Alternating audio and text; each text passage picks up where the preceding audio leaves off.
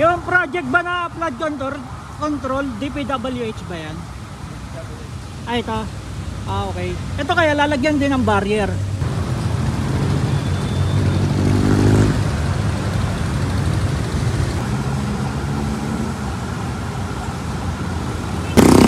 Yan mga ka-discovery, nandito tayo ngayon sa may Marikina Riverbanks. Yan, bali ngayon titignan natin ngayon yung yung viral kasi ngayon yung flood control na ginagawa ng DPWH.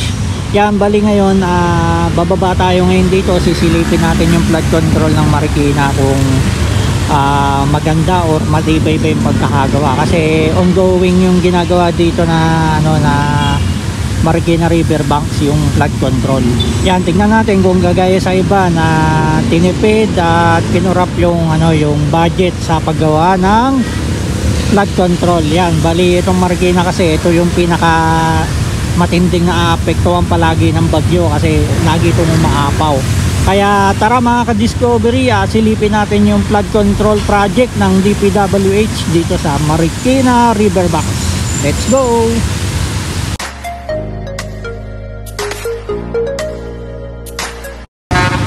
Yan mga ka-discovery, nandito na tayo sa mismong Marikina Riverbanks. Yan, kung mapapansin nyo, ito yung yung ginagawa nilang barrier or dike dito sa Marikina Riverbanks. Yan, ongoing yung ginagawa nila. Ayun, tapos meron ditong finish na. Ayun, pakita ko sa inyo. Yan, yun yung ginawa ng DPWH, yung pader na yan, para magsisilbing barrier sa ating Marikina River kung sakaling umapaw.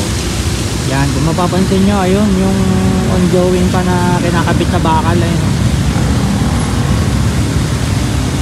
Ayun, kita nyo, ayun, puro bakal nakatayo. Ibig sabihin yung pagkakagawa ng dito ng project dito ay maganda kasi kita nyo, ayun yung bakal talagang kapal. Yan, ito napaka number 1 tong itong number 1 na kailangan ng gobyerno na flood control kasi itong Marikina Riverbanks ay laging umaapaw at nasasalanta ang ating Marikina City. Yan, mga residente dito number 1 na nasasalanta. Bali yan mga ka-discovery, ayun, mayroong barko, bangka. Ayan, ayan, mayroong barko, sakay-sakay nila Kaya mga ka-discovery, ongoing yung flood control dito. Talagang masasabi natin na quality yung pagkakagawa. Ayan,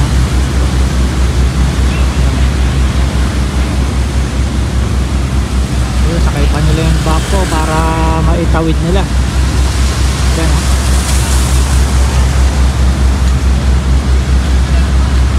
yan, kung mapapansin nyo mga ka-discovery, yung bako sinasakay nila para yung tuloy-tuloy yung paggawa nila ng rito project ng ng flood control. Yan, mahirap kasi itawid yung mga equipment dito. Ayan, ginagamitan nila ng yung mini barko. Yan, yan mga ka-discovery, tuloy-tuloy ang rito flood control dito sa Marikina. Yan, para maprotektahan talaga ang Marikina. Ito ang number 1 talaga pagtuunan ng gobyerno ng flood control. Yan ang budget kasi ito talaga ang matinding nasasalanta. Pag umapaw kasi ang Marikina River, apektado na dito ang Pasig, Cainta, maaring ang Taytay maging apektado. Yan, pati San Mateo. Yan, kaya ito number 1 kailangan pagtuunan ng budget ng gobyerno. At kailangan hindi basta-basta na mga kontraktor ang ilagay dito, hindi dapat corrupt.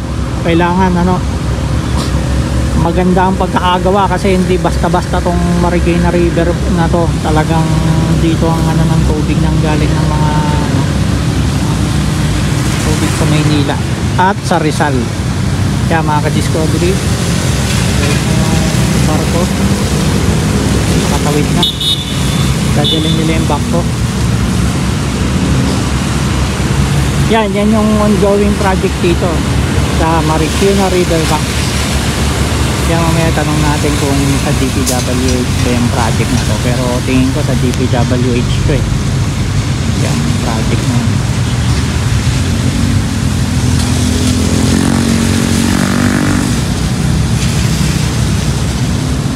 Yan, number 1 naman ano, yung SM Marikina.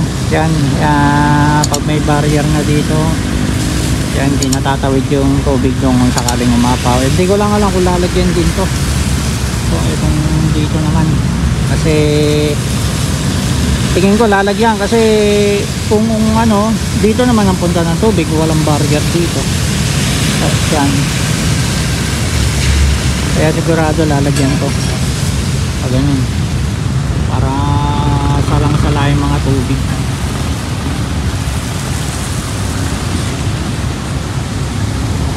Yan mga ka-discovery, tanong nga natin dong sa ano, kung sa DPWH to.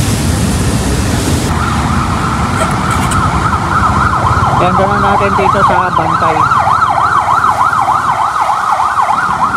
Yan.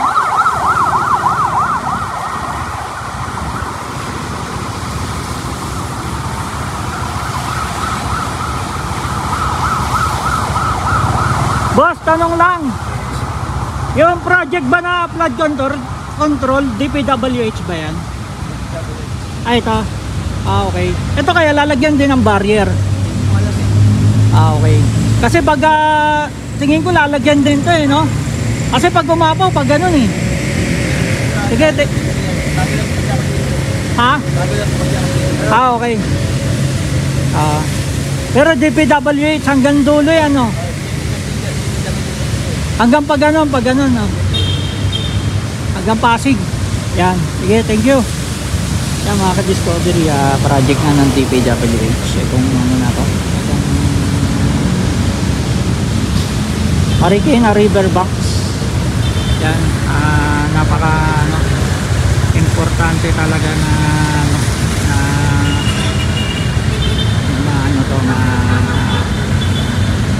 magawa ng ano, ng solusyon itong ano, flood control dito sa Marikina Riverbanks. Ay namamaroy siguro ng makakahuli ka na. Ayun. Tingnan nga natin kung makakahuli kuya. Abangan natin. Yan, abangan natin makahuli si kuya. Okay, makakahuli kaya to. Hirap manghuli ah.